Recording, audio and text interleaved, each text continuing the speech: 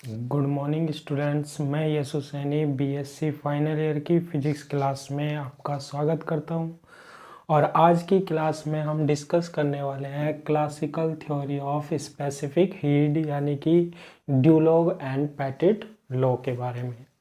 तो देखो, इसने क्या कहा कि ड्यूलॉग तथा पेटिट के अनुसार कि जो ठोस होते हैं, जो सॉलिड होते हैं, उसके प्रत्येक जो परमाणु होते हैं ना, वो हमारे पास अपनी माध्य स्थिति के इर्द गिर्द क्या करते हैं, कंपन करते हैं।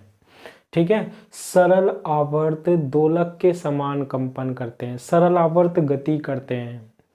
क्लियर है। और जो ठोस होता है ना हमारे पास, उसकी टोटल जो एनर्जी होती है, जो कुल ऊर्जा होती है, वो सभी परमाणु के सभी एटम की जो वाइब्रेशन एनर्जी है, कंपन ऊर्जा होती है, उसके योग के क्या होती है, बराबर होती है। देखो, जैसे सपोज कीजिए हमारे पास क्या है, ये एक सॉलिड है, ठोस है, और ये इसमें क्या होंगे, ये किससे मिलकर बना होगा, परमाणुओं से, एटम से मिलकर बना होगा। ठीक है। तो ये एक नियम क्या कहता है कि ये जो परमाणु होते हैं ना, ये क्या करते हैं, कंपन करते हैं, वाइब्रेशन करते हैं, सरल आवर्त दोलक के समान, सिंपल हार्मोनिक ऑसिलेटर के समान। क्लियर है ये वाली बात। ठीक है। और जो कुल ऊर्जा होगी ना हमारे पास इस ठोस की, आंतरिक ऊर्जा, वो सारे के सारे जो परमाणु हैं उनकी कंपन ऊर्जा के योग के बराबर होगी। इसकी ऊर्जा प्लस इसकी ऊर्जा प्लस इसकी ऊर्जा, इसकी ऊर्जा, कौन सी ऊर्जा, कंपन ऊर्जा। ठीक है। और ये जो ऊर्जा होती है ना, जब ये सरल आवर्त गति करता है, ये गतिज ऊर्जा प्लस स्थितिज ऊर्जा के बराबर होती है, क्योंकि ये हमने वन डायमेंशन माना है, एक विमीय कंपन मान रहे हैं अभी। तो गतिज ऊर्जा जो होती है ना, वो किसके इक्वल होगी, P X square upon 2m के। वैसे तो वही होती है, K is equal to half M V square होती है। दोनों साइड m से हम क्या करते हैं, मल्टीप्लाई करते हैं। तो ये 2 यहाँ मल्टीप्लाई हो गया, 2m के इज इक्वल टू हाफ, और ये बन गया हमारे पास पी स्क्वायर। तो k की वैल्यू हो गई गतिज ऊर्जा की, बहुत बार बताया मैंने आपको ना, पी स्क्वायर अपॉन 2m के इक्वल आ जाता है। तो ये तो कौन सी हो गई, गतिज ऊर्जा हो गई, काइनेटिक एनर्जी हो गई, प्लस स्थितिज ऊर्जा क्या होती है, सरल आवर्त गति कर रहे कण की, 1/2m omega 0 square into X square. जैसे आपने सरल लोलक पढ़ा था, ठीक है, पेंडुलम पढ़ा था, ये विस्थापन कितना है, x। ऐसे अपने माध्य स्थिति के इर्द गिर्द ये क्या कर रहा है, कंपन कर रहा है, वाइब्रेशन कर रहा है। इसमें भी सरल आवर्त गति होती है हमारे पास। तो इसमें ऊर्जा कितनी होती है, P X square upon 2m। P x क्या है, इसका संवेग है, मोमेंटम है, plus 1/2m omega 0 x square. Omega 0 क्या है, आवृत्ति है, कंपन आवृत्ति है, वाइब्रेशन फ्रीक्वेंसी है ना। यही हम यहाँ लिख देते हैं। देखो कैसे, कि ठोसों में, सॉलिड में, ठोसों में प्रत्येक परमाणु, यानी कि ठोस में जो एटम होते हैं वो स्वतंत्र रूप से सरल आवर्त दोलक, सरल आवर्त दोलक यानी सिंपल हार्मोनिक ऑसिलेटर के समान क्या करते हैं, कंपन करते हैं, यानी सरल आवर्त गति करते हैं, कंपन करते हैं। ठोस की जो ऊर्जा होगी, इसकी जो ऊर्जा होगी, जैसे इसको ऊष्मा दी, ये ऐसे कंपन करने लग गए है ना, तो इसमें कितनी आंतरिक ऊर्जा होगी, जो सॉलिड है, ठोस है, कि जो आंतरिक ऊर्जा होती है, ठोस की जो आंतरिक ऊर्जा होती है, वो सभी परमाणु, ये जितने भी एटम होते हैं, जितने भी एटम होते हैं, सभी परमाणु दोलक की कंपन ऊर्जा के तुल्य होती है। ठीक है, या बराबर होती है। एक परमाणु की कितनी होती है हमारे पास, एक एटम की ऊर्जा कितनी होती है, ये होती है हमारे पास, और सारों की निकालनी हो उससे हम क्या कर देंगे, मल्टीप्लाई कर देंगे बस। तो ये हमारे पास किसकी आ जाएगी, फिर ये इस ठोस की, इस सॉलिड की क्या आ जाएगी, एनर्जी आ जाएगी, ऊर्जा आ जाएगी। तो कितनी होती है परमाणु की कुल ऊर्जा, एक परमाणु की, जो कि सरल आवर्त गति है करते रहते हैं ऐसे कंपन, कितनी होती है, E is equal to px² / 2m + ½ m, ये फर्स्ट ईयर में हमने प्रूव किया था, m ω02 x²। ω0 क्या है, आवृत्ति है, फ्रीक्वेंसी है, कौन सी, नेचुरल, प्राकृतिक, जब उस पर और कोई से भी फोर्स नहीं लग रहे हैं, जैसे घर्षण बल नहीं लग रहा है, सिंपल प्रत्यानयन बल लग रहा है, और ये इस तरीके से क्या कर रहा है, वाइब्रेशन हो रहे हैं इनमें, है ना, सरल आवर्त गति कर रहा है। क्लियर है ये, ठीक है। अब हम यहाँ पर क्या डिस्कस करते हैं, ड्यूलॉग-पेटिट के अनुसार परमाणु दोलक की माध्य ऊर्जा निकालते हैं। ठीक है, परमाणु दोलक की माध्य ऊर्जा निकालने से पहले मैक्सवेल बोल्ट्जमान, थर्मोडायनेमिक्स में पढ़ा था आपने बोल्ट्जमान के बारे में, है ना। ये क्या कहता है कि क्योंकि चिरसम्मत सिद्धांत है तो थर्मोडायनेमिक्स की बात करते हैं कि ताप T पर, ठीक है, ताप T पर ये जो ठोस हैं, ठोस में परमाणु बहुत अधिक मात्रा में होते हैं, लाखों करोड़ों, है ना, सॉलिड में। तो ताप T पर जो किसी परमाणु की ऊर्जा E है और उससे लेकर E + D, जैसे कोई परमाणु में ऊर्जा 10 जूल है, 10 जूल से लेकर 20 जूल तक, ये तो मैंने बहुत बड़ा बता दिया, तो चेंज हो रही है ना ऊर्जा, किसी में 10 है, किसी में 11 है, किसी में 12 है, ठीक है। तो E व E+, जब हम इसको कितना ताप देते हैं, T ताप देते हैं, तो ताप T पर E व E+ DE के मध्य जो एनर्जी होती है, जो ऊर्जा होती है वाले परमाणु दोलकों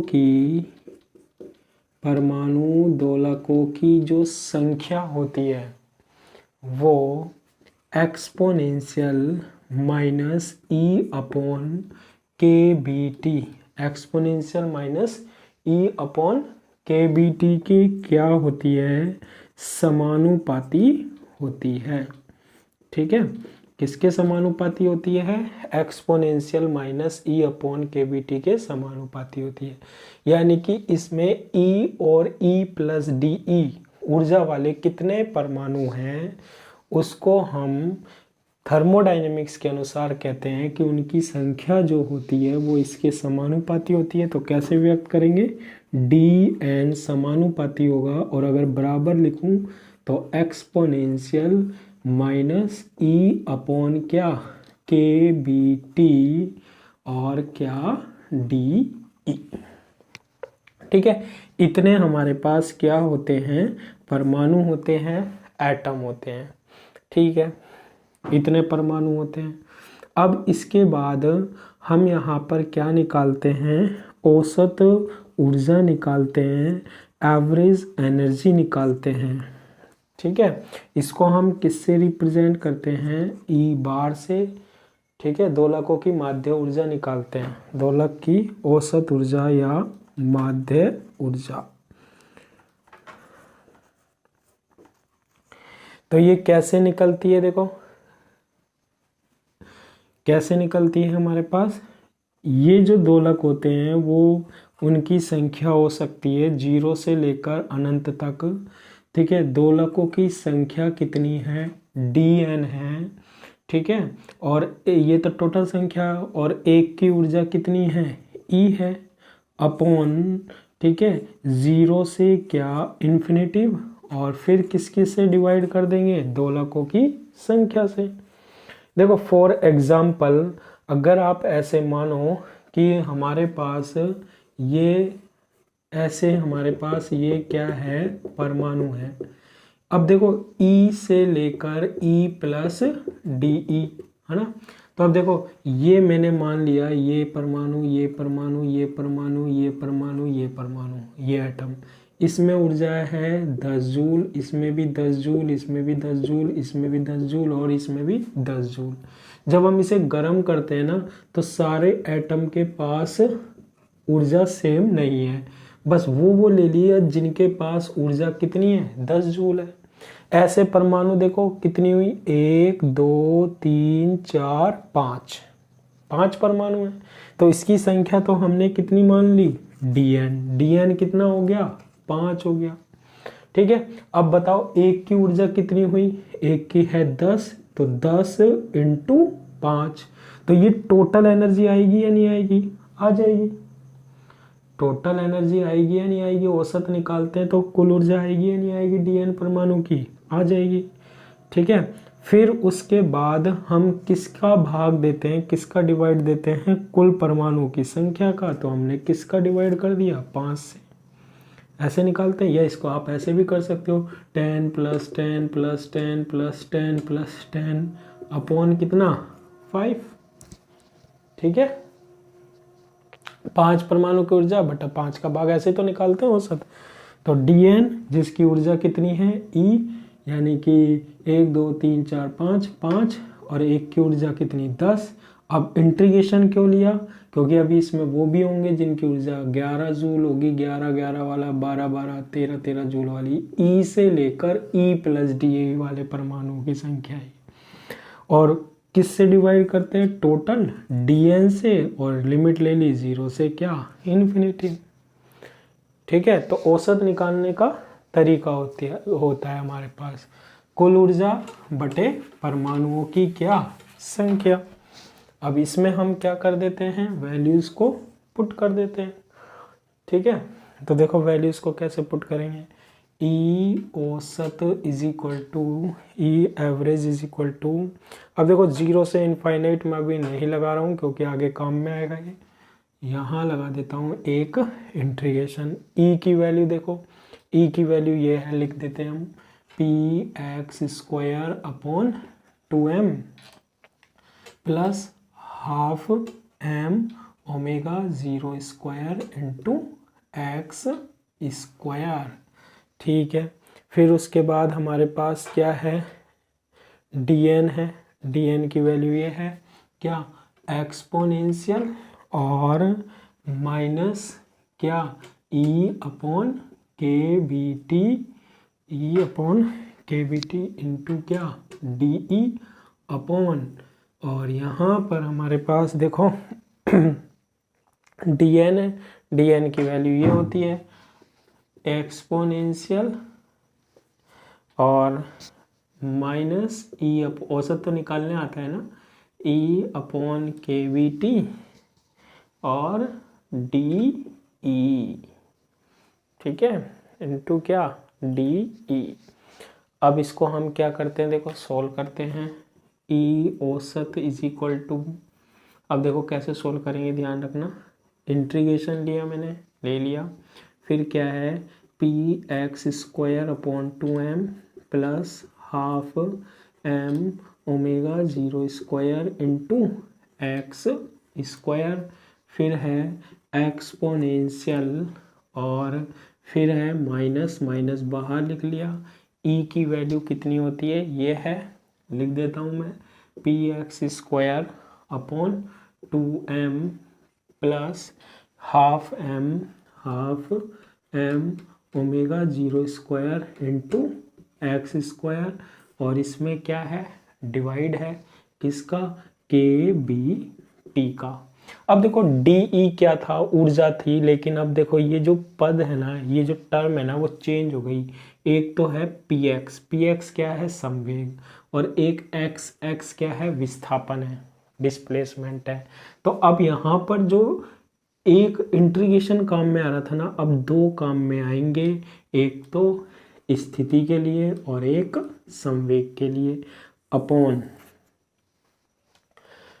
ठीक है, इसके बाद यहाँ नीचे देखो इंटीग्रेशन एक्सपोनेंशियल और माइनस ई की वैल्यू कितनी है ये रही, तो माइनस तो मैं बाहर लिख लेता हूँ और ये बनेगा px² upon 2m plus half M omega 0 square into क्या एक्स स्क्वायर, और डी की जगह D x into D P X, और कितने इंटीग्रेशन आएंगे दो। अब दो चीज आ गई, दो राशि आ गई, एक तो एक्स की और एक पी एक्स। संवेग भी है और क्या है स्थिति भी है।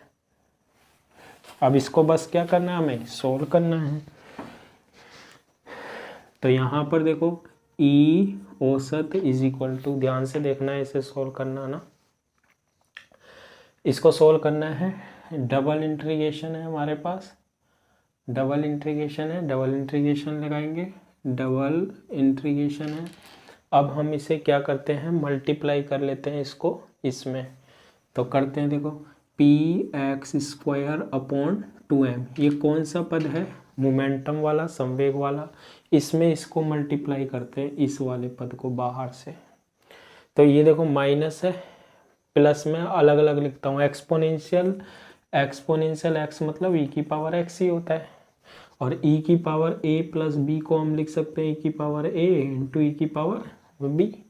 तो कैसे लिखेंगे हम, P X square upon 2m तो आ गया, उसके बाद एक्सपोनेंशियल और minus P X square upon 2m, और के बी टी हो रहेगा, के बी टी आ जाएगा। फिर ये वाला भी यहाँ मल्टीप्लाई होगा, दोनों से यहाँ मल्टीप्लाई कर रहे हैं, पहले इससे और फिर इससे। तो क्या होगा, एक्सपोनेंशियल और minus half M omega 0 square x square upon नीचे क्या है के बी टी, है ना, और इंटू क्या आ जाएगा, इंटू आ जाएगा D x into D P X, और ये इंटीग्रेशन क्या है अभी बाहर है। फिर आता है हमारे पास प्लस साइन आता है, प्लस साइन आएगा। अब ये दोनों पद जो होंगे ये यही तो है, ई की पावर ए और ई की पावर बी। अब ये दोनों पद कहाँ से मल्टीप्लाई होंगे, इससे। तो क्या लिखेंगे, हाफ, फिर क्या एम ओमेगा 0 स्क्वायर और एक्स स्क्वायर, और इसको मल्टीप्लाई करो इनसे, ये मल्टीप्लाई में ही हो गया। क्या लिख सकते हैं, एक्सपोनेंशियल, एक्सपोनेंशियल मतलब ई की पावर ही होती है ना। अब इन दोनों को इससे मल्टीप्लाई, ये प्लस में है ना, ये ई की घात में है, ये ऐसे ई की घात ए प्लस बी, तो ई की पावर ए ई की पावर बी, तो दोनों को इससे मल्टीप्लाई करा दो। तो क्या बनेगा, exponential minus P X square upon 2m K B T, और एक्सपोनेंशियल क्या माइनस एक्सपोनेंशियल, एक्सपोनेंशियल यानी ई की power exponential minus half M omega 0 square x square upon क्या के बी टी बन जाएगा, और क्या D x into D P X बन जाएगा। ठीक है, अभी देखो इंटीग्रेशन हमारे पास कहाँ है, बाहर है। तो ये dx और dpx को भी हम वैसे कहाँ लिख सकते थे, बाहर लिख सकते थे। ठीक है, तो चलो इसको हम लिखना चाहें तो बाहर, वैसे भी दोनों से मल्टीप्लाई हो रहा है, बाहर लिख लेते हैं, अभी बाद में एक साथ लिख देंगे। ये देखो यहाँ मैंने ब्रैकेट लगा दिया, dx इंटू dpx, एक ही बात है। अब देखो और कैसे सोल्व करेंगे, अपॉन में देखो ये हो गया अपॉन, डेरिवेशन थोड़ा सा बस समझना है। और ये बन रहा है हमारे पास, देखो इंटीग्रेशन, इंटीग्रेशन, और इसको हम अलग अलग करके लिख लें, एक्सपोनेंशियल माइनस। अब देखो इसमें एक चीज़ और आएगी, जैसे ये था ना dn की वैल्यू थी, इसमें क्या और था अपॉन में, के टी वी था। ठीक है, यहाँ पर क्या था, के बी टी, के बी क्या है, बोल्ट्जमान नियतांक, बोल्ट्जमान कांस्टेंट है ना। तो एक्सपोनेंशियल है, माइनस मैंने कहाँ ले लिया, बाहर, और अलग अलग करते हैं हम, अलग अलग कर लेते हैं। देखो exponential minus P X square upon P X square 2m और के B T, 2m K B T. ठीक है, फिर इसको करते हैं एक्सपोनेंशियल और फिर माइनस, और ये क्या बन रहा है half M omega 0 square x square upon के B T into D x into क्या डी पी एक्स। क्लियर है? क्या किया हमने इसमें अलग अलग कर लिया। ये देखो पिछले वाले में जो मैंने बताया था ये होता था एक्सपोनेंशियल माइनस ई अपॉन के बी टी। ठीक है, तो के बी लगाना भूल गए थे, लगा दिया के बी टी। अब ये जो टर्म बनी है इसको हमें क्या करनी है, सोल्व करनी है। ये देखो, अब देखो इसमें एक चीज़ और ध्यान रखना है कि जो स्थिति होती है या जो हमारे पास पोजीशन है और जो संवेग है मोमेंटम है, इनकी जो वैल्यू हो सकती है वो माइनस इन्फिनेटिव टू इन्फिनेटिव हो सकती है। तो हम लिमिट लगाएंगे minus infinitive to infinitive, minus infinitive to infinitive, ऐसे इसमें माइनस अनंत से अनंत और माइनस अनंत से अनंत। क्लियर है वाली बात? ठीक है, क्लियर है। अब देखो ई औसत इज इक्वल टू, अब ये दोनों पद अलग अलग कर लेते हैं। देखो integration minus infinitive to infinitive, integration minus infinitive to infinitive P X square upon 2m exponential minus P X square upon 2m K B T, है ना, और exponential minus half M omega 0 square into X square upon के B T. ठीक है, ये बना लिया हमने, प्लस ये हो गया प्लस। अब इसको इससे मल्टीप्लाई करेंगे, integration minus infinitive to infinitive, integration minus infinitive to infinitive, क्या बन रहा है हाफ एम ओमेगा 0 स्क्वायर और एक्स स्क्वायर, और exponential minus P X square upon 2m K B T upon, और इनटू क्या exponential minus half M omega 0 square x square upon के B T. ठीक है, अब देखो dx dpx को अंदर मल्टीप्लाई कर लेते हैं, dx into D P X, और यहाँ भी dx into D P x कर लिया मल्टीप्लाई। और अपोन में हमारे पास क्या बन रहा है, ये है माइनस इन्फिनेटिव टू इन्फिनेटिव बन रहा है, माइनस इन्फिनेटिव टू इन्फिनेटिव बन रहा है, exponential minus P X square upon 2m K B T, और exponential minus half M omega not square x square upon के B T into D x into क्या D P X. ठीक है, अब देखो इसको कैसे सोल्व करते हैं।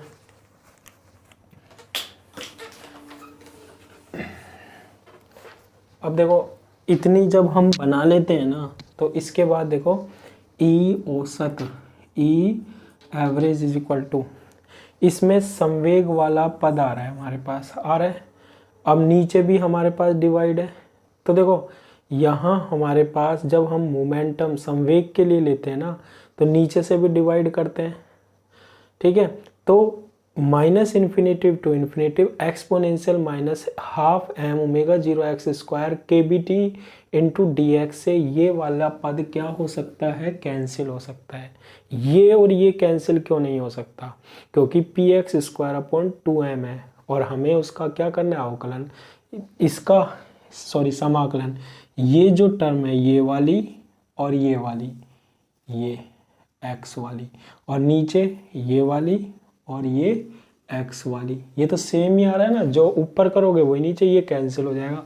तो क्या बनेगा, माइनस इन्फिनेटिव टू इन्फिनेटिव संवेग वाली रख लो बस, पी एक्स स्क्वायर अपॉन कितनी 2m, और एक्सपोनेंशियल माइनस क्या P X square upon 2m K B T into D P X upon, नीचे भी क्या बनेगी, integration minus infinitive to infinitive संवेग वाली बचेगी क्या एक्सपोनेंशियल, और minus P X square upon 2m K B T into क्या डी पी एक्स। और यहाँ दूसरे में क्या बनेगी, जब इसमें संवेग वाली बन गई, मोमेंटम इसमें स्थिति वाली बन जाएगी क्या half M omega not square into X square, और एक्सपोनेंशियल बाकी कैंसिल हो जाएगी क्योंकि इसमें एक्स कैंसिल नहीं हो सकता ना, ये भी तो रह जाएगा ना फिर, इसलिए ये नहीं कटेगी एक्स वाली। माइनस हाफ और एम और omega 0 square into X square upon के बी टी बन जाएगा, और इंटू क्या डी एक्स, इसके मारे ये एक्स वाली लेनी पड़ रही है, ध्यान रखना।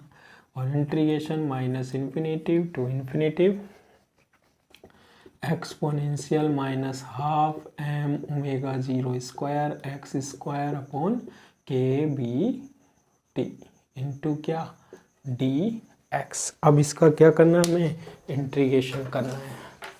इसका इंटीग्रेशन कैसे होगा वो देखना है हमारे पास। तो ई औसत इज इक्वल टू, पहले हम इसके लिए कुछ फॉर्मूले देख लेते हैं ताकि क्या कर सकें, हम इंटीग्रेशन कर सकें। तो देखो इंटीग्रेशन जो होता है उसका फॉर्मूला क्या होता है, minus infinitive to infinitive exponential minus alpha into U square minus alpha into U square into D U is equal to होता है पाई अपॉन एल्फा की पावर कितनी, हाफ, पाई अपॉन एल्फा की पावर हाफ। और integration minus infinitive to infinitive U square exponential minus alpha into U square into D U की value होती है half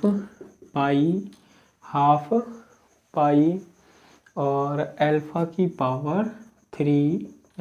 power 3 और ये बन जाएगा क्या, हाफ।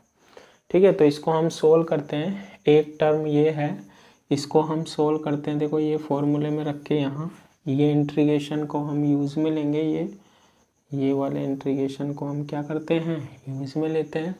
तो देखो सबसे पहले ऊपर देखो यू स्क्वायर क्या है, पी एक्स स्क्वायर है, ठीक है। फिर यू स्क्वायर यहाँ भी है, इसको इससे कंपेयर करो, यू स्क्वायर की जगह पी एक्स स्क्वायर है, एक्सपोनेंशियल आ रहा है। फिर यू स्क्वायर की जगह पी एक्स स्क्वायर है, माइनस माइनस है, तो 1 अपॉन जो 2m के बी टी है ना, ये किसकी वैल्यू हो गई, अल्फा की वैल्यू हो गई। ठीक है, हो गई। इसमें देखो exponential minus alpha into U square P X square ये है, तो 1 upon 2m K B T, इसमें भी किसकी वैल्यू हो गई, अल्फा की वैल्यू हो गई। तो अब हम इसको सोल्व कर सकते हैं। देखो ई औसत इज इक्वल टू, इस वाले पद को क्या करते हैं, हम सोल्व करते हैं। तो 1 अपॉन 2m बच रहा है, 1 अपॉन 2m तो अलग ले लेंगे। फिर यू स्क्वायर आ गया, फिर एक्सपोनेंशियल, अब यहाँ पर किसके इक्वल होता है, ये होता है 1 अपॉन 2 आ रहा है, 1 अपॉन 2, ये 1 अपॉन 2m नहीं आ रहा फॉर्मूले में, इसलिए 1 अपॉन 2m अलग अलग गया। फिर इसके बाद होता है 1 अपॉन 2, फिर होता है पाई, तो हमने क्या ले लिया, पाई, और फिर अल्फा की पावर 3। अल्फा क्या है, कंपेयर कर लो इसको, यू स्क्वायर का जो गुणज है ये पी एक्स स्क्वायर का 1 upon 2m K B T, 1 upon 2m K B T की पावर 3, और इसकी भी पावर कितनी, हाफ। ठीक है, अपॉन इसकी जो बनेगी हमारे पास वो क्या बनेगी, इसकी वैल्यू ये होती है पाई अपॉन एल्फा कितना है, 1 upon 2m K B T है। ठीक है, 1 upon 2m K B T है, और इसकी पावर कितनी बन जाएगी, ये हाफ बन जाएगी, इसकी पावर भी हाफ बन जाएगी। ठीक है,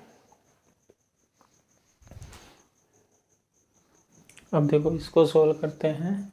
प्लस इसमें देखो U square half M omega 0 square तो है ही नहीं, तो हाफ एम ओमेगा 0 स्क्वायर तो हम एज इट इज़ लिखते हैं। फिर देखो ये यू स्क्वायर की जगह एक्स स्क्वायर है, फिर एक्सपोनेंशियल है, और फिर यू स्क्वायर की जगह यहाँ भी एक्स स्क्वायर है, तो ये होता है 1 अपॉन 2, तो 1 अपॉन 2 और आएगा, और पाई आ जाएगा अपॉन अल्फा की वैल्यू कितनी होगी, अल्फा की वैल्यू यहाँ पर कितनी होगी, 1 अपॉन 2 होगी, एम होगी ओमेगा 0 स्क्वायर अपॉन क्या होगी, के बी टी होगी। ये किसकी वैल्यू है, अल्फा की वैल्यू, और इसका भी क्यूब होगा, तो ये क्यूब होगा, और इस पूरे की पावर कितनी, हाफ अपॉन, फिर इस नीचे वाले को इससे सोल्व करो, क्या बनेगा, minus alpha into U square की जगह क्या है, एक्स स्क्वायर है, ठीक है, बाकी सारी वैल्यू किसकी होगी, अल्फा की होगी ये, तो नीचे क्या बनेगा हमारे पास, पाई अपॉन अल्फा की वैल्यू कितनी होगी हमारे पास, half M omega 0 square upon क्या, के बी टी होगी, ठीक है, और इसकी पावर भी कितनी, हाफ, इसके अकॉर्डिंग सोल्व कर दिया, पाई अपॉन अल्फा की value 1/2 M omega 0 square k B T होगी।